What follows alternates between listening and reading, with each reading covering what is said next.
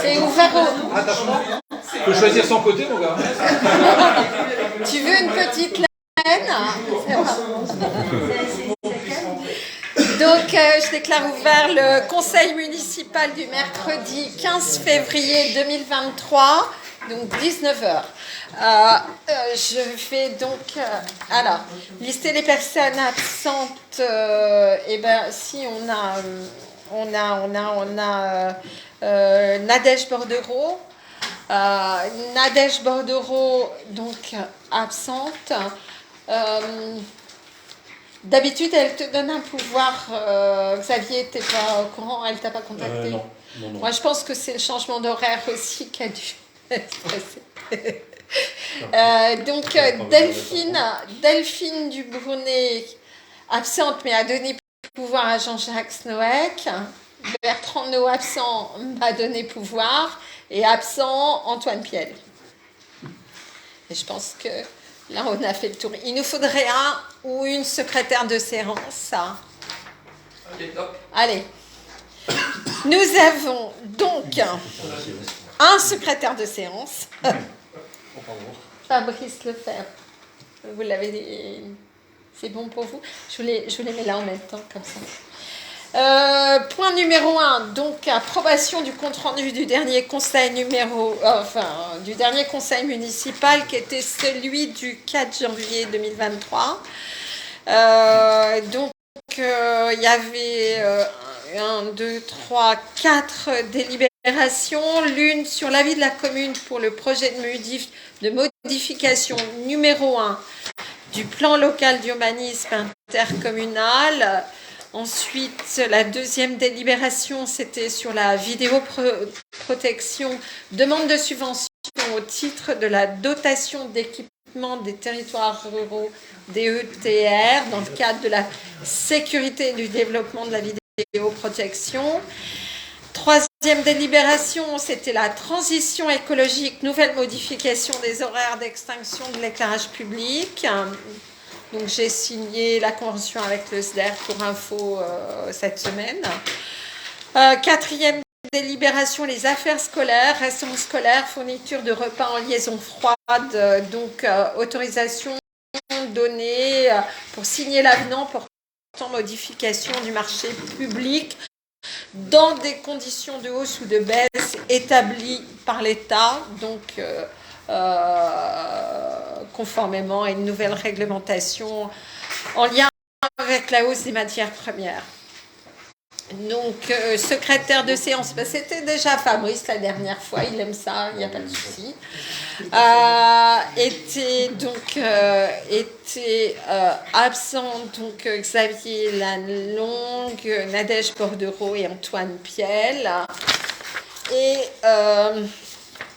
je dirais que je ne vous les relis pas. Donc, le PLUI, de toute façon, on refaisait l'inventaire de ce qui est inscrit au plan local d'urbanisme. On faisait état de quelques modifications. Le vote s'est exprimé avec une abstention et 12 voix pour.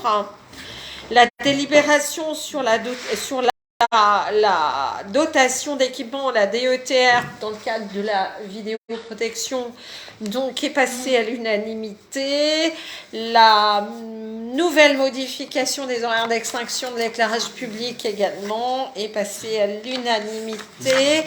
Et la modification, l'avenant pour la restauration scolaire, donc dans notre cas Restoria, est également passé à l'unanimité. Je vous le mets. Voilà. Est-ce que vous aviez des observations ou des remarques sur le compte-rendu qui vous avait été envoyé? Pas de modification. Donc, merci beaucoup. Donc, on va pouvoir ouvrir directement. Je vous rends ça. Il faut vous signer. Il ne faudra pas vous signer tout à l'heure. Ouais. Elle a dit tout à l'heure, ça va faire le tour. Non, c'est entre Fabrice et vous maintenant. Ah, maintenant, c'est plus là. Oui, ça a changé. Vous n'avez C'est pas le secrétaire de séance et le maire. D'accord. Donc, délibération numéro 1, aménagement de la traversée cyclable dans le cadre de la réalisation de la piste cyclable structurante entre Clavette et la Jarrie sur la route départementale 108. La DID a travaillé sur un plan d'aménagement qui est adressé à l'agglomération. Donc, il s'agit d'une autorisation que je vais vous demander pour pouvoir signer la convention études et travaux. Il se trouve que nous avons affaire à une voie structurante, contrairement à d'autres voies. Ça veut dire, dans ce cas-là, je cherche pour signer, ça veut dire dans ce cas-là que c'est l'agglomération qui prend en charge la totalité de l'aménagement de cette voie cyclable, même si nous avons fait l'acquisition évidemment du foncier, les travaux sont pris en charge. Donc, dans le cadre de la politique départementale, et vu que nous travaillons avec la DID pour tout ce qui est aménagement de la 108, accès, traversée d'agglomération, accès de la piste cyclable et tout, nous avons reçu donc un projet avec donc une convention qui régit on va dire les participations financières de chacun. Les travaux consistent à créer un plateau ralentisseur en béton lumineux. Lumineux, ça veut dire qu'il y a des granulats phosphorescents, des pépites réfléchissantes dessus. Hein. C'est pas qu'il y a de l'éclairage intégré dans le béton.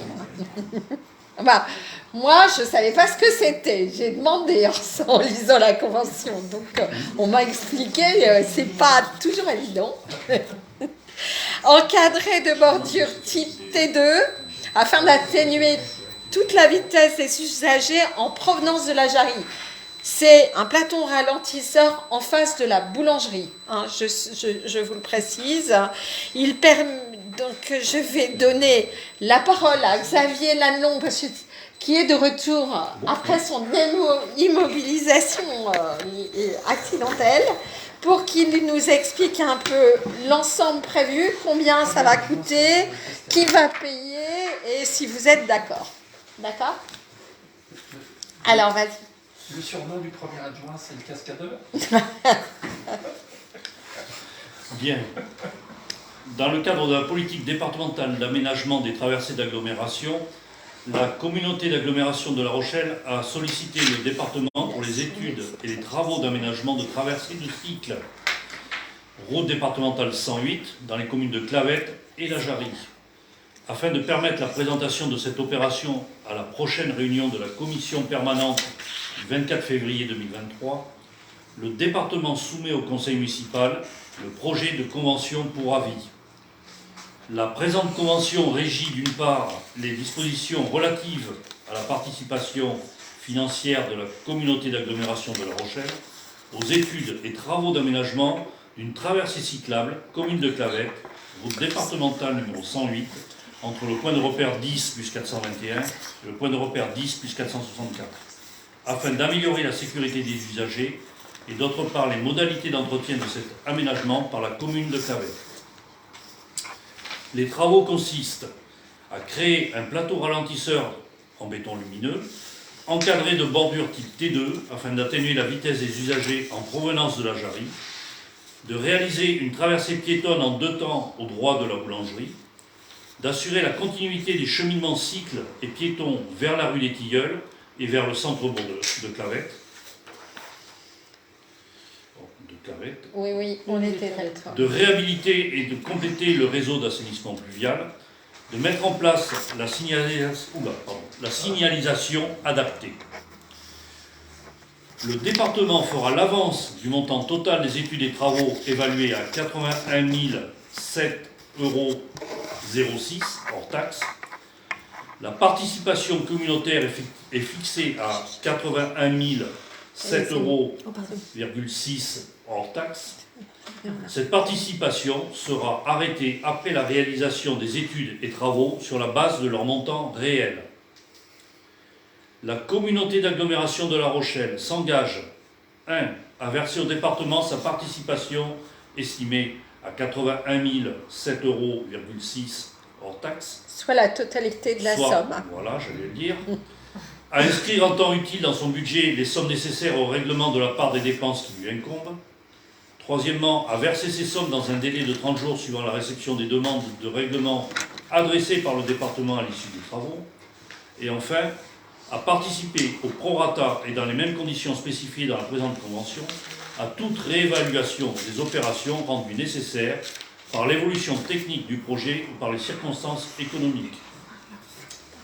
La commune de Clavette s'engage à entretenir les trottoirs, bordures caniveaux, fossés, réseaux pluvial, y compris hydrocurage, et aménagements divers, et assurera l'entretien courant ainsi que le renouvellement de la signalisation horizontale, passage piéton, stop, cédé de passage, marquage stationnement et tout autre marquage spéciaux, de la signalisation verticale de police, nettoyage des panneaux, etc., ainsi que la mise en conformité, le remplacement ou la réparation des éléments défectueux sans pouvoir prétendre à une aide du département. Cette disposition est applicable à toute la section située en agglomération. Il est donc demandé au conseil municipal de bien vouloir délibérer et d'approuver les termes de la convention étude des travaux relative à l'aménagement de la traversée cycle dans le cadre de la réalisation d'une piste cyclable entre les communes de Clavette et la Jarrie, route départementale 108, et notamment l'article 5 relatif au financement et l'article 6 relatif aux modalités d'entretien de cet aménagement par la commune de Clavette, d'autoriser Madame le maire à signer la dite convention étude des travaux, de dire que la dite convention sera jointe à la présente délibération. Y a-t-il des questions? On peut passer au vote. Vote. Qui est contre? Est-ce qu'il y a quelqu'un qui est contre pour un aménagement pris en charge à 100%? Des abstentions? Vote pour. À l'unanimité. Merci. Des présents et pouvoirs.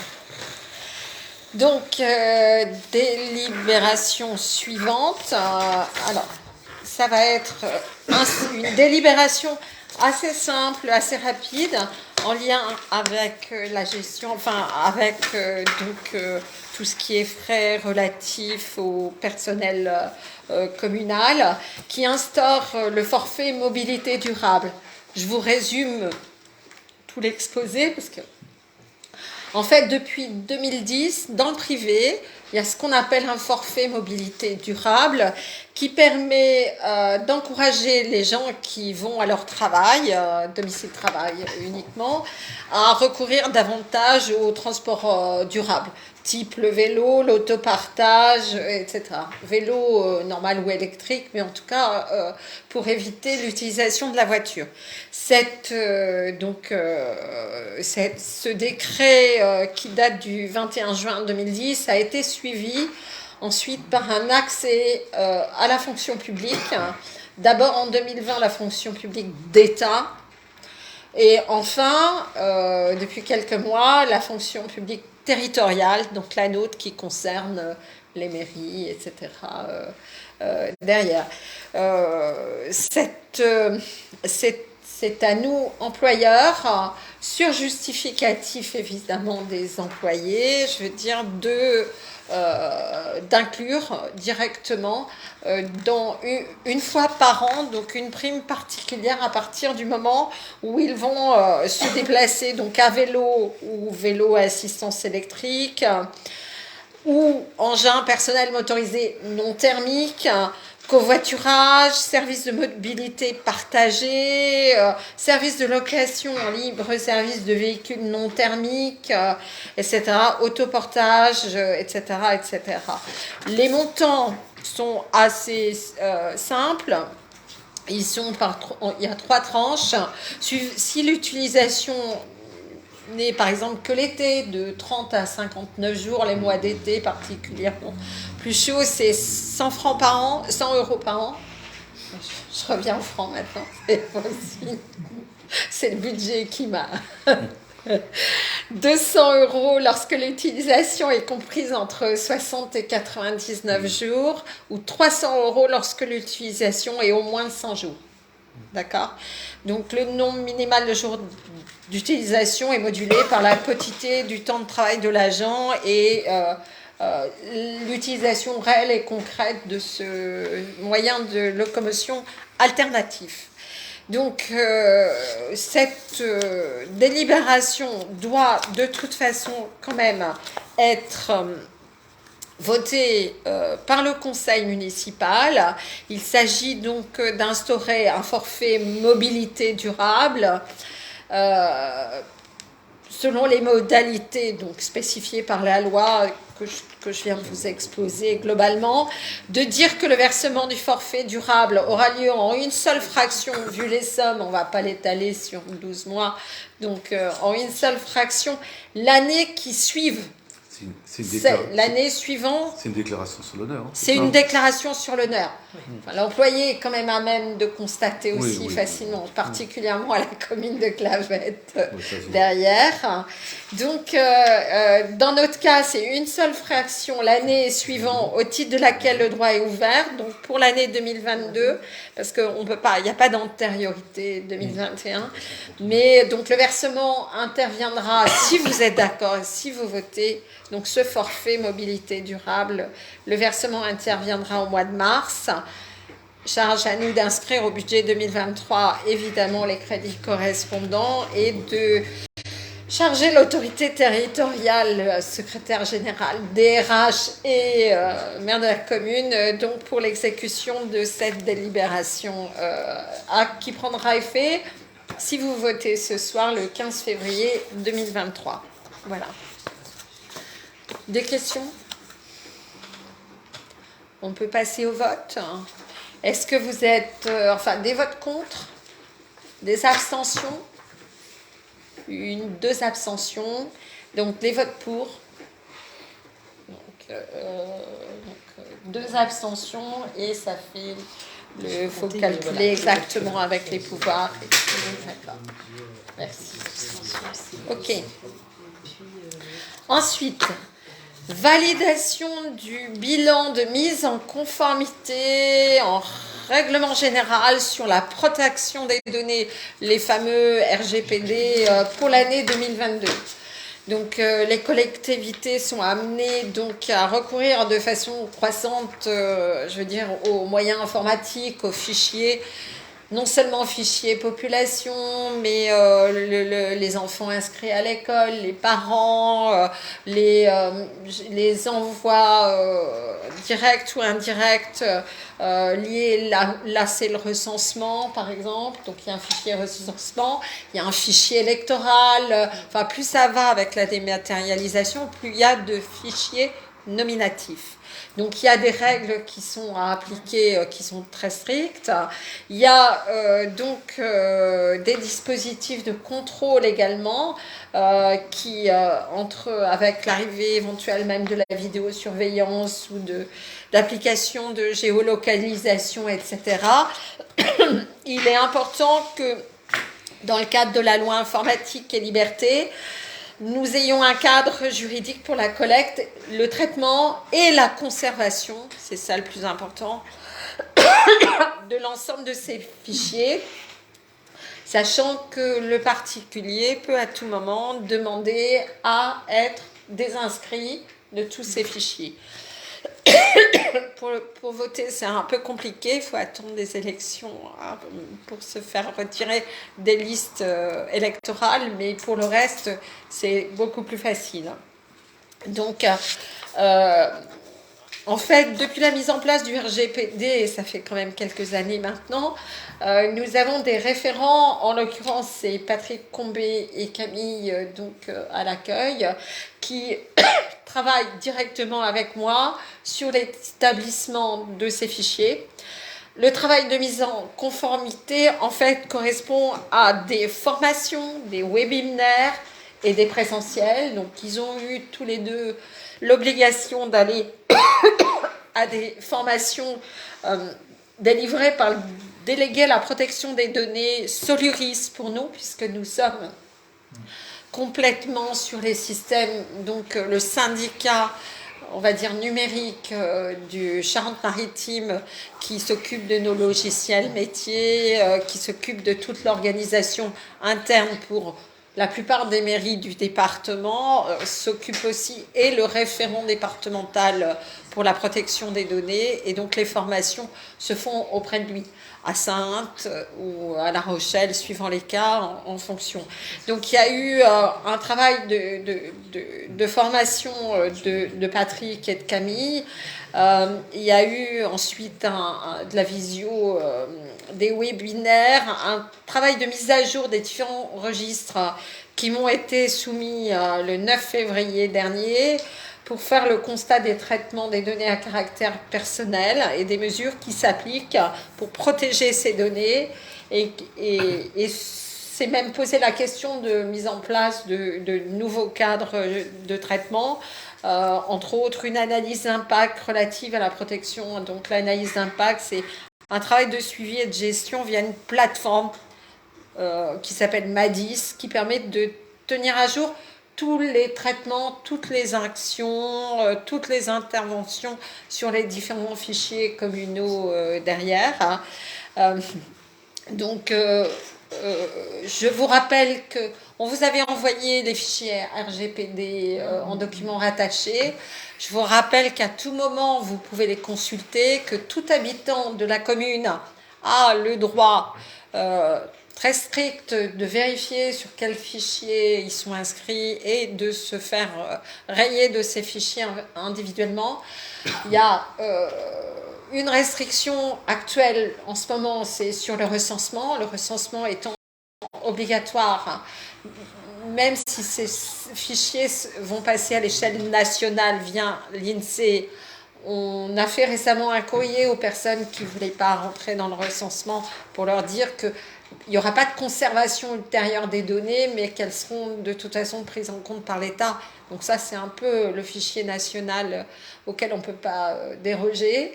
Et puis après, pour ceux qui souhaitent voter, donc les inscriptions sur les listes électorales. Mais il y a maintenant un cadre beaucoup plus strict de conservation pour éviter que des copies circulent, etc. Donc, je vous demande de valider donc, ce travail sur les mises en conformation du RGPD pour l'année 2022 et de m'autoriser à acter le compte-rendu qui a été rédigé par Patrick et Camille et que vous avez reçu en document rattaché. Est-ce que vous avez des questions spécifiques sur le RGPD? Non? On peut passer au vote. Des votes contre? Des abstentions? Des votes pour? L'unanimité. Merci. Alors, je vais donner la parole donc à la deuxième adjointe en charge déléguée aux affaires scolaires. Et dans la salle, nous avons également quelqu'un qui participe librement au conseil municipal qui est ouvert à toute personne qui souhaite y assister, mais à qui je donnerai également la parole pour répondre directement à vos questions. Là, nous sommes dans le cadre d'une convention financière et de partenariat entre l'association UPAEL. Donc, je vous fais l'impasse sur l'acronyme, Magali vous l'expliquera tout à l'heure. Le centre de loisirs de Cheusse, donc entre le centre de loisirs de Cheusse, qui est situé sur la commune de Sainte-Soule, à la limite de la commune de Bourgneuf, tout près d'ici, à 7 minutes de voiture, et la mairie de Clavette, et Nathalie Conil va vous expliquer en quoi consiste cette convention. Oui, donc depuis octobre 2022, les parents de Clavette rencontrent de grandes difficultés pour faire garder leurs enfants les mercredis et vacances scolaires. L'association Famille Rurale, la FR de Bourgneuf, ne peut plus prendre leurs enfants par manque de capacité d'accueil et de recrutement de professionnels. Et malheureusement, les autres centres d'accueil environnants se retrouvant dans la même situation et privilégient de fait les habitants de leur commune. Donc la situation est devenue de plus en plus critique. Donc je fais part aux conseillers municipaux du rendez-vous que nous avons eu avec le centre de loisirs de Cheusse le jeudi 9 février 2023. Suite à cette rencontre, un accord a été passé. La présente convention a pour objectif de définir les engagements réciproques des parties et de contractualiser les modalités de participation de la collectivité et du centre de loisirs et d'hébergement de Chausse. L'association UPAEL a pour but de promouvoir et mettre en œuvre des activités éducatives, culturelles et de loisirs pour les enfants de 6 à 16 ans inclus. Par le biais de cette convention, elle se voit confier une partie de la politique éducative locale de la commune de Clavette. Au titre de la présente convention, l'association s'engage dans le cadre des objectifs de développement durable à poursuivre les actions existantes suivantes: ouverture du centre de loisirs pendant les vacances scolaires aux enfants de 6 à 16 ans, ouverture du centre dans le cadre d'un club nature le mercredi aux enfants de 6 à 12 ans, d'organiser d'activités ponctuelles, organisation d'activités ponctuelles, mini-camp, ouverture aux classes de découverte des écoles du territoire. La présente convention est conclue pour la période du 22 février 2023 au 31 août 2023 inclus. En contrepartie des obligations imposées par la présente convention et sous condition expresse qu'elle en complira et réellement toutes les clauses. La commune subventionnera l'association. Cette subvention sera versée à la fin du premier semestre 2023 et à la fin des vacances d'été. Dans le cadre du partenariat qui lie la collectivité et l'association et lors du vote du budget prévisionnel 2023, la collectivité s'engage à prendre en charge 7 € par enfant par jour de présence sur le centre. La somme allouée sera payée par mandat administratif sur le compte bancaire de l'association. Donc je demande à la délibération de valider le montant de la subvention de 7 € par enfant et par jour de présence au centre. Dire que les crédits seront inscrits au budget primitif 2023 et de demander à voter pour autoriser Madame le maire à signer la dite convention et tout autre document afférent à cette affaire. Je voudrais, avant qu'on passe au vote, de toute façon déjà préciser 2 points importants et puis ensuite on pourra interroger Madame Combarel qui nous parlera de choses plus en détail. D'abord, elle va que jusqu'au 31 août parce qu'il y a des projets d'évolution au niveau de jeux et de transformation. Pour l'instant, le centre ne peut pas s'engager plus loin, mais on espère bien que ça pourra durer plus longtemps parce que c'est quand même 10 hectares en pleine nature. C'est quand même un très très beau site avec énormément de projets. Pourquoi 7 € par jour et par enfant aussi? Le montant est déterminé par un remboursement de la caisse d'allocation familiale, la CAF, aux communes sur la base du contrat territorial global d'accompagnement justement pour tout ce qui est centre de loisirs. Donc il est clair que la commune de Clavette va devoir monter un dossier puisque jusqu'à présent nous n'avions pas la coopération directe avec l'AFR de Bourgneuf qui avait besoin des enfants de Clavette à l'époque, qui n'en a plus besoin maintenant, mais bref, faisait que nous n'avions pas besoin de monter donc un dossier CAF spécifique pour Bourgneuf, mais maintenant tout partenariat, quel qu'il soit, à venir avec les centres de loisirs de toute façon, et là en l'occurrence particulièrement avec Chausse dans le cadre d'une convention spécifique, donc va faire l'objet d'un dossier auprès de la caisse d'allocation familiale.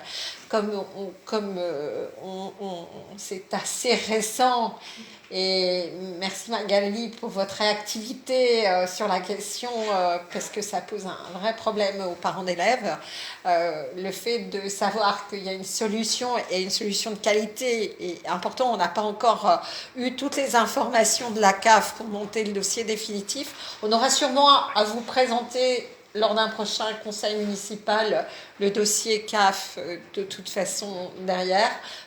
Là, on va inscrire en dépenses sur le budget 2023, mais on aura aussi à inscrire en recettes sur 2023. On va faire un prévisionnel là-dessus. Après, si vous voulez nous parler de choses, je pense que ça serait bien parce qu'une partie des membres du conseil municipal ont eu une commission. Nathalie a présenté un peu votre projet, votre programme, le centre. Mais je crois que le mieux, c'est quand même vous la spécialiste, c'est vous la présidente de l'association. Oui, actuellement. Bonsoir. Donc, je suis Magali Coubarel, je suis présidente de l'association depuis 8 ans maintenant.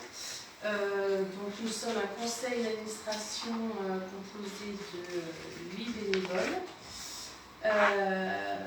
Nous avons chacun nos activités professionnelles à côté.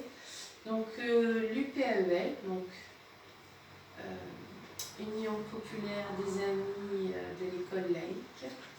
C'est historique, c'est un nom historique. C'est une association qui est née en 1974.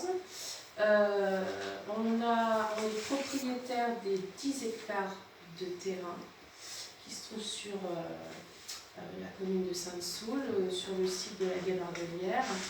Et sur ce terrain, donc, la mairie de La Rochelle, de par un bail, avait donc construit des bâtiments pour qu'on puisse accueillir en priorité les enfants de La Rochelle. Et depuis la mise en place de l'agglomération, on est lié par 2 PEDT, donc celui qui lie Dompierre et Sainte-Soule. Donc la présente convention qu'on vous propose aujourd'hui pour répondre à vos besoins, elle a été réalisée sur le même modèle que celle qui nous lie aux communes de Dompierre et de Sainte-Soule. Le montant de la participation de ces communes est le même. Voilà. Donc nous, pour fonctionner, on a 10 permanents. Ces 10 permanents, ils sont répartis sur plusieurs secteurs. Donc on gère un périscolaire sur les écoles de Réaumur et Arcet, donc en centre-ville de La Rochelle. On a un projet éducation à l'environnement avec la réalisation d'un potager sur notre territoire qui est, on va dire, l'objectif c'est 100 000 m² de potager pour être en autosuffisance au niveau de la cantine puisqu'on a notre propre cuisinier. Voilà. Du coup, on a développé un secteur qui s'appelle le Club Nature. Donc jusqu'à présent, Club Nature, il fonctionne en tous les cas depuis cette année sur, on était parti sur une base de 30 enfants accueillis sur soit La Rochelle ou Dompierre-Sainte-Soule ou autres communes. Ça fonctionnait un peu comme un club de sport, une inscription à l'année. Bon. Les enfants de Clavette ayant besoin d'un site pour être accueillis à la fois le mercredi et à la fois sur les vacances scolaires. Donc, sur les vacances scolaires, on va dire, ça a toujours été ouvert à tout le monde, en plus des enfants de La Rochelle. Mais sur le mercredi, donc on a bâti cette convention pour pouvoir les raccrocher au Club Nature. Ce qui fait que la spécificité de l'accueil du mercredi, c'est vraiment d'être dans des activités liées à l'espace extérieur. Voilà. Donc, des exemples, fabrication de teinture naturelle. Voilà, on a un bois de 6 hectares quand même. Donc, voilà, on travaille avec la LPO, enfin toutes les associations qui sont liées à l'environnement travaillent avec nous.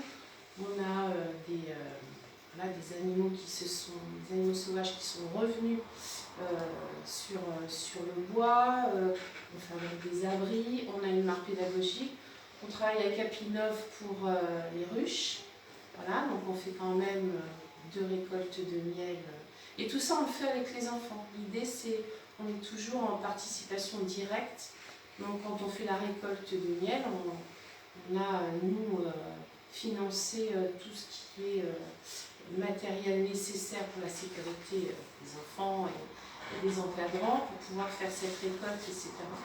Voilà, donc voilà le projet. C'est le projet associatif également, donc sous une forme plus globale qui s'appelle la MED. Alors vous avez dû lire dans la presse que La Rochelle, la mairie de La Rochelle souhaite nous laisser un petit peu de côté. C'est-à-dire que les bâtiments deviennent vétustes et ça leur coûterait extrêmement cher, si je reprends leurs termes. de pouvoir les rénover.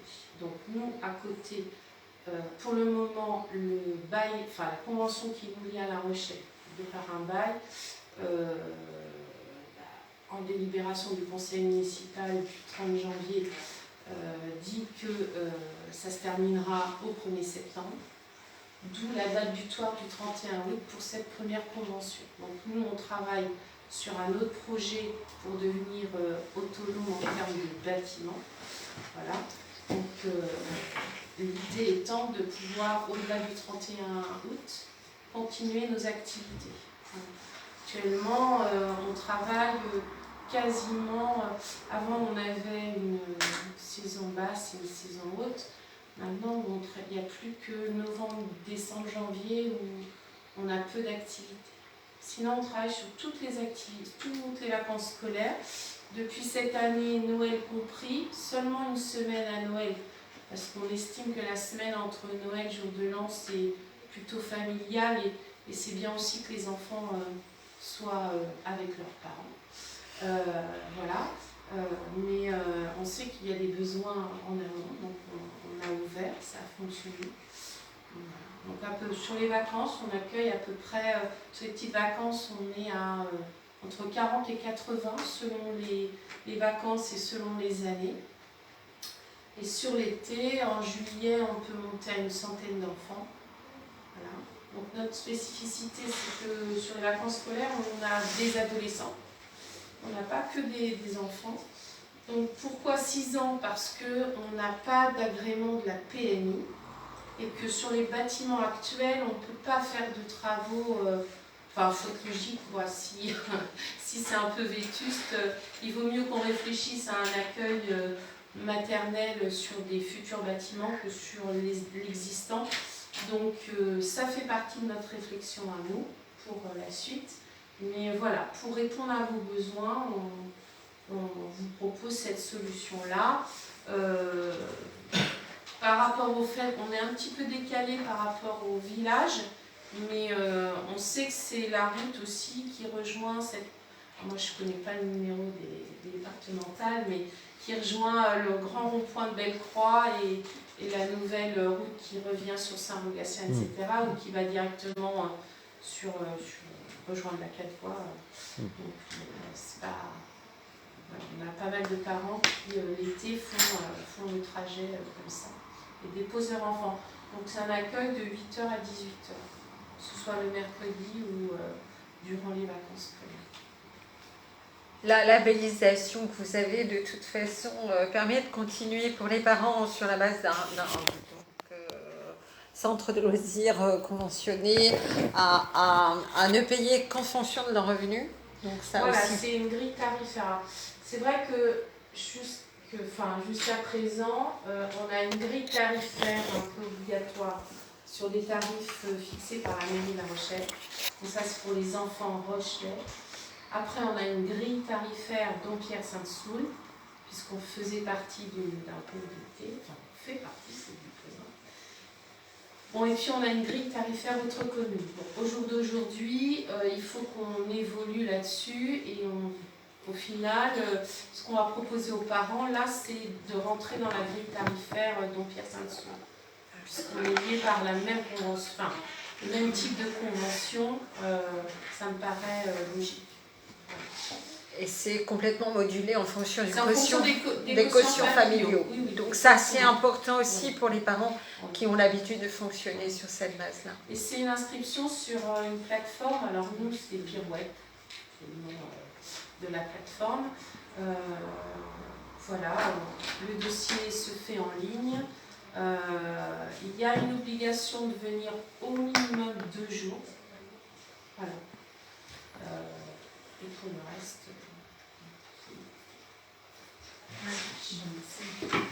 Est-ce que vous avez des questions à poser à Magali avant qu'on passe au vote sur cette convention de partenariat avec CHUS? Je rappelle que donc, ça concerne pour les vacances scolaires les 6-16 ans et pour autrement 6-12 ans pour le mercredi, que ça concerne un maximum pour l'instant de 25 enfants de Clavette, mais jusqu'à présent, enfin dans le passé, à l'AFR de Bourgneuf, on n'avait jamais dépassé les 25, donc on pense que ça conviendra. En plus, beaucoup de parents ont déjà trouvé des solutions alternatives, donc on n'a pas du tout de visibilité, mais on sait que des parents souffrent et cherchent quelque chose un peu plus pérenne sur plusieurs mois déjà. Donc, si vous avez vraiment des questions spécifiques, pas de problème. Sinon, je passe au vote. Aurélie, qu'est-ce que tu en penses? Je trouve ça très bien, parce que avec le partage de l'école, je connaissais, les enfants y ont été, et c'est une super expérience. Parce que les ruches, ils l'ont fait, les cabanes à oiseaux. Il y a ça aussi, parce qu'avec la LPO, ils ont fabriqué des cabanes à oiseaux, justement, qu'ils ont laissé dans les bois et tout, c'était génial. Ils sont appris à faire plein de trucs, quoi. HE, c'est vraiment un très très beau centre. L'animation est vraiment de qualité. Ça, c'est vrai que les enfants, quand ils reviennent, ils sont pleins d'étoiles.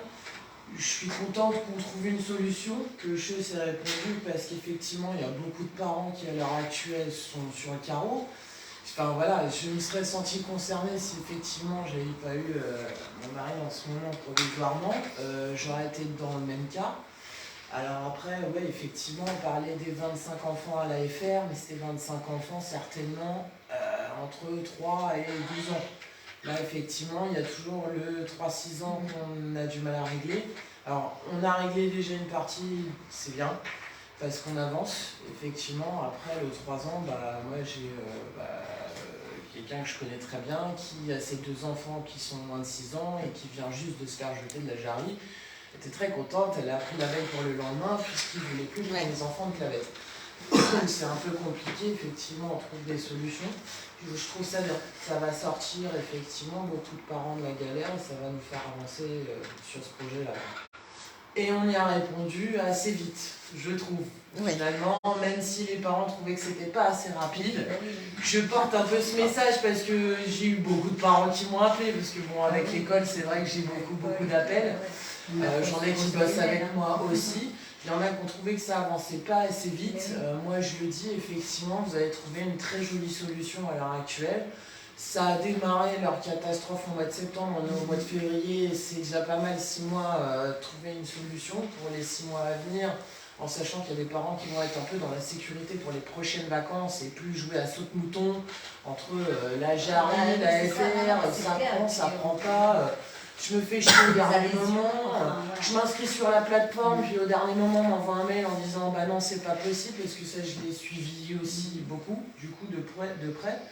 Et là, c'était une grosse cata. Donc, l'option avec la CAF aussi, effectivement, de par la convention et tout, bon, ça reste, voilà, avec la convention, ça reste dans ce que les parents payent et ils sont plus hors secteur. Voilà. Parce qu'il y a eu le problème du hors secteur, il faut savoir qu'effectivement, comme on ne faisait pas partie de la jarrie ou de je ne sais pas où, du coup, ça payait 2 fois plus cher le prix. Il faut savoir que quelqu'un qui n'a pas des gros moyens, c'est 15 € par enfant et par jour. Avec la CAF qui donne 7,50 €, effectivement, ça fait du bien. Quand on est hors secteur, on est à 30 € par enfant et par jour. Il faut le savoir, par exemple, je prends mon cas à titre perso, si j'étais en hors secteur, ça voudrait dire que je paye 60 € pour mes 2 enfants par jour, pour les 10 jours de vacances. C'est un prêt, hein. C'est un crédit. Donc 600 € pour les parents, c'est pas possible. Tout le monde n'a pas les parents à côté, tout le monde n'a pas de solution, tout le monde ne peut pas prendre les vacances, on n'a que 5 semaines, on n'a pas 2 semaines toutes les 8 semaines. Donc effectivement, ça a été un très très gros souci pour une angoisse. Ouais. C'est un pôle d'angoisse. Ça l'est réellement pour nous aussi.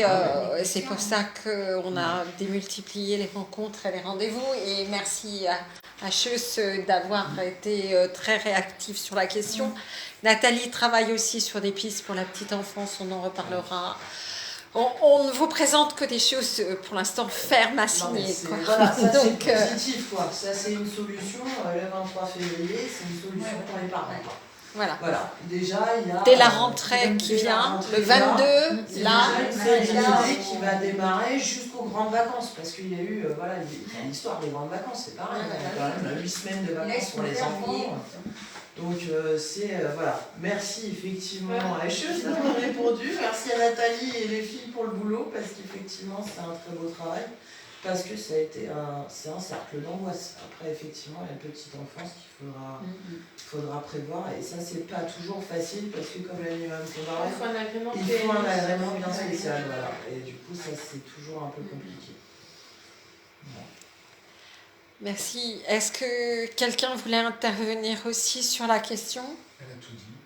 Elle a tout Elle a tout dit, mais Vous avez c'est tout bien dit. pour les parents, mais c'est Ouais, aussi non, bien mais pour les enfants. Ouais.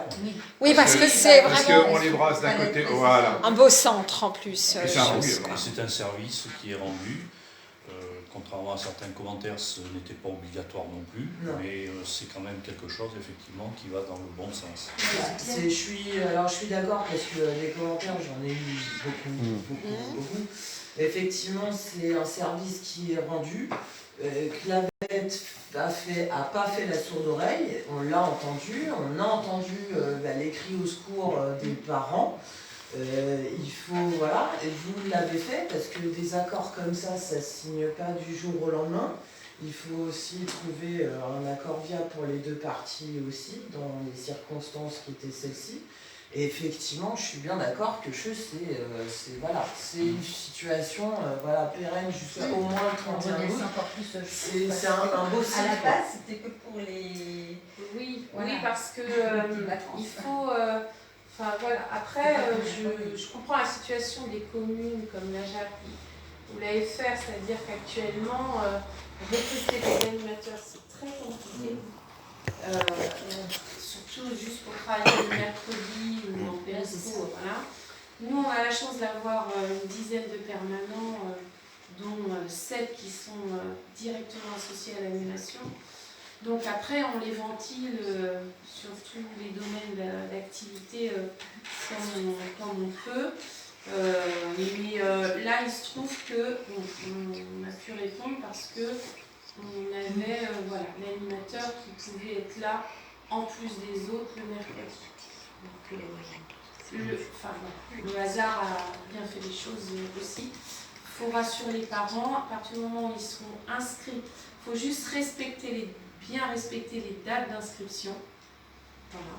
Parce que nous, on a une cuisine interne, fait à manger, mais du coup, on passe des commandes. Et donc, à partir du moment où on a un effectif, si on dit on ouvre 80 places, voilà, on va faire les commandes pour 80, pas pour 85 ni 90. Donc, il faut juste être vigilant aux dates d'inscription. Sinon, il n'y a pas d'ordre de priorité. À partir du moment où le dossier est fait, c'est inscrit, les jours sont cochés, on n'appellera pas la veille pour dire ça ne marche pas. C'est bien, parce que là, c'est la prise d'otage qui a fait un peu la FR et là j'arrive. Ça a été l'horreur. Moi, j'ai ma collègue de boulot, ses deux petits, la veille, on lui dit on ne peut pas prendre les enfants de demain.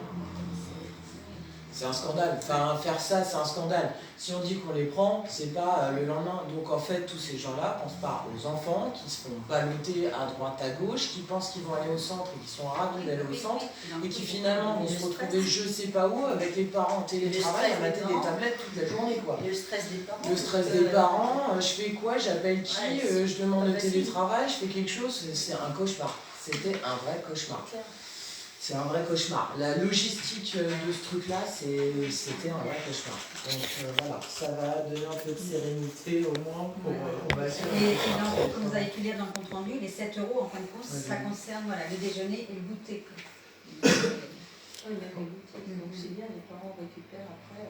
Donc, est-ce qu'on... C'était déjà le cas. Après, je ne sais pas s'il y avait prévu des inscriptions de demi-journée ou pas. Non, on fait un journée complète. Que journée complète, d'accord. Est-ce que on peut passer au vote? Des votes contre? Des abstentions? Des votes pour? Positifs. À l'unanimité. Merci beaucoup. à tout le monde. Donc il est 19h53. J'aime bien. Allez, 55, on arrondit. La séance est...